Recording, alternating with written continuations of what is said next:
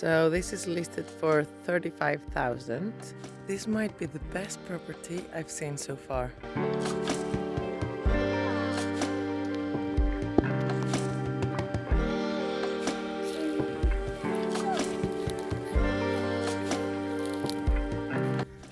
So what do you think?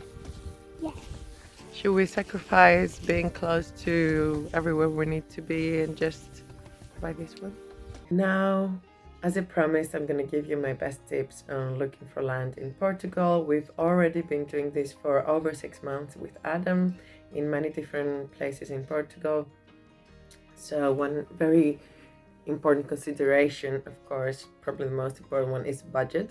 Many people start with a very small budget, and one very good tip actually that many people gave me is most people here in Portugal will accept to sell you their property with a rent to buy contract, or like with a promissory contract where you pay 50% in the beginning and then an amount per month until you reach the full price within 2 years or maybe 5 or so.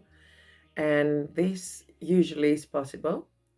If you call it something else, some people would be like, oh no, I want all the money up front and things like that. But if you just try to explain them, maybe in Portuguese, that I can only pay 50% up front and then give you an amount every month, then most people say yes. So that saves a lot of money, and you always need to pay other things and to invest on the land. So that's just great.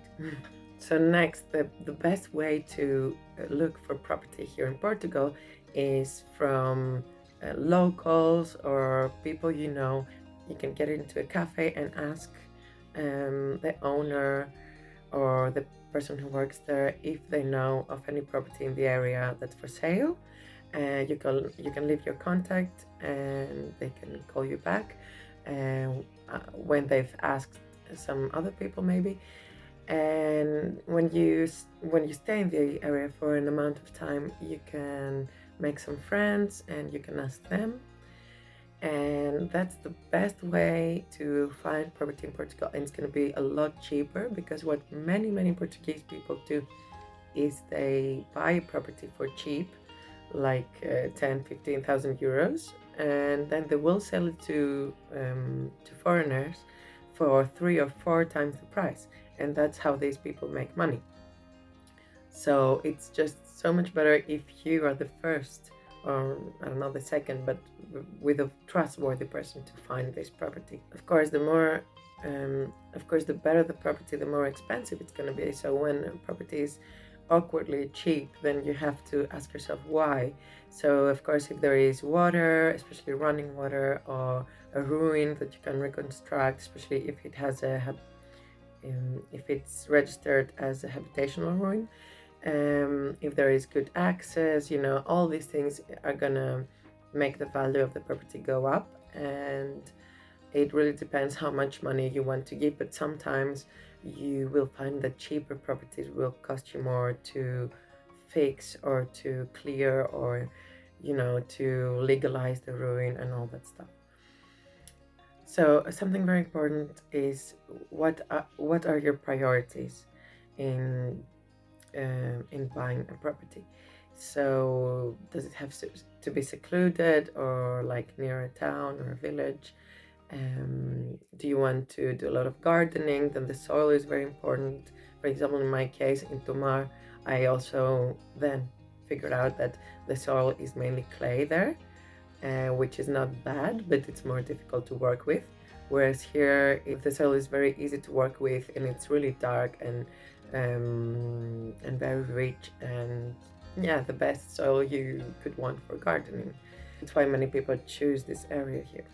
Do you want to have farm animals? Do you want to do tourism?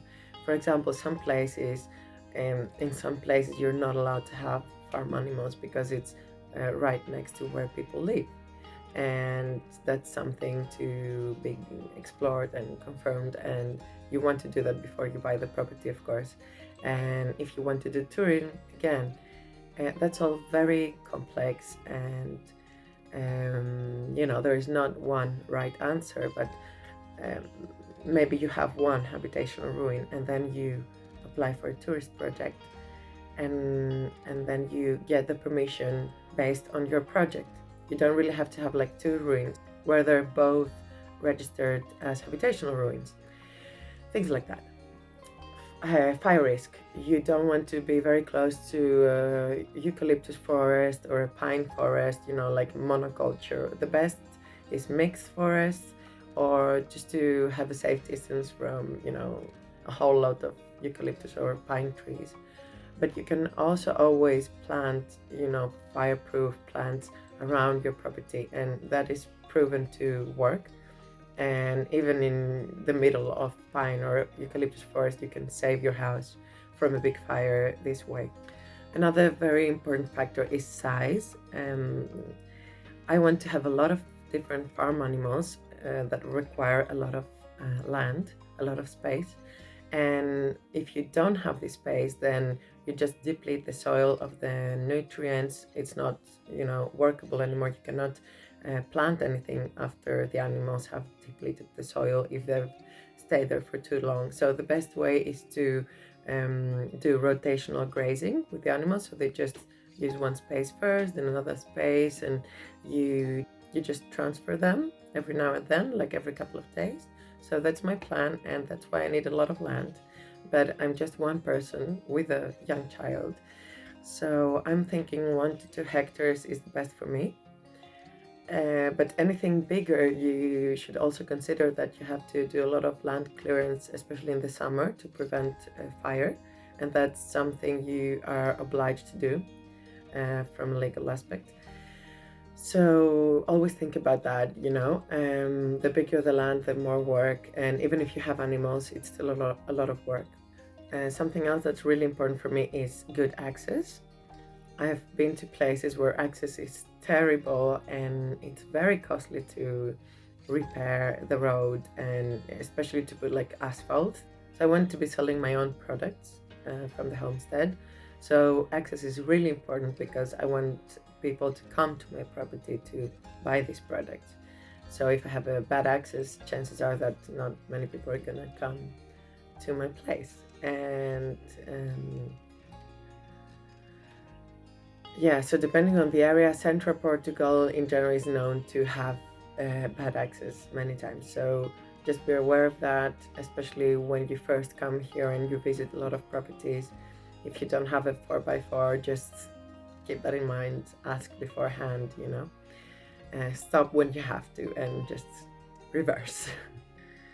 Another thing that's extremely important is water, and I would prefer a land with a stream running through it, because I just love the sound of water. I just want to hear it. I don't care if it's on my property, like the one I have in near Koja. You can see and hear the river, but it's not part of the property. But that's okay. But I mean, if you can have a property where you hear the water, why wouldn't you, right? So having visited a few properties with lots of running water, then I'm just thinking I have to have it. Like, why not? But a stream or a water line maybe is not a requirement for most people, but you will always need a water source on your land, and especially if you want to be self-sufficient, a well or a borehole. You can also harvest rainwater, of course, and store it. So that's always an option. But keep in mind, you can always create a water source. You can make a borehole for about 5,000 euros. Although keep in mind, you might not be successful the first time, and every time you will have to pay some extra money.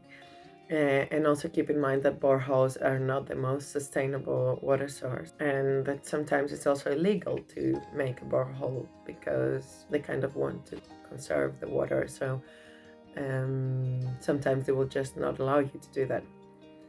And then also keep in mind water contamination. So if you have like a stream running through the property or a river, so many rivers here in central Portugal are contaminated and polluted. So just be aware of that. Maybe it's not the best if you have a river or stream that's polluted. So yeah, that's pretty much it. That's all the advice that I have at the moment. I'm not an expert. I've only been looking for property for about 6 months, but it's enough time for me to have a good idea of things to be aware of, things you should look for, how to look for properties. And another really important thing, last thing, is that there are so many people that will try to sell your property, but um, they have a very bad reputation in the area, and that's because they have fooled so many people. You don't have to have a license here to be an estate agent. So some people do because it was required before, like many years ago, but many people don't. And if you make friends in the area, you will hear about them. But if you're new to the area, or if you're in a rush to buy something straight away, then you might not, and you might end up spending your money, and that's a very terrible thing. Just be really careful, because many people have spent their money and they cannot get it back. So that's it. I hope to have news for you soon regarding my dream property, and see you in the next one. Bye.